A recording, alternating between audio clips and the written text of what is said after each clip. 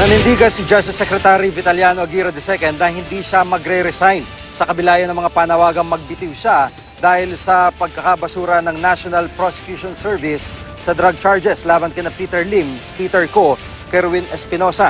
Sabi ni Aguirre, hindi raw siya kapito ko sa pwesto. Pero kung magre-resign man siya, dapat tama raw ang basihan. Magbibitiw lang din daw siya kapag wala nang tiwala ang Pangulo sa kanya. Sabi pa ni Aguirre, di siya nakialam sa desisyon ng mga prosecutor. Kung tutuusin daw kasi, may autonomy ang NPS mula sa tanggapan ng Justice Secretary. Pero base sa briefer na ibinigay sa kanya, nakikita ni Aguirre na mahina ang ebidensya ng CIDG. Anya hindi suportado ang testimonya ng dating tauhan Espinosa na si Marcelo Adorco. Bukod sa mga di pagkakatugma sa mga salaysay nito, meron din mga hearsay na sinabi ang testigo. Gayunman nilinaw ni Aguirre na di patuloy ang dismissed na reklamo.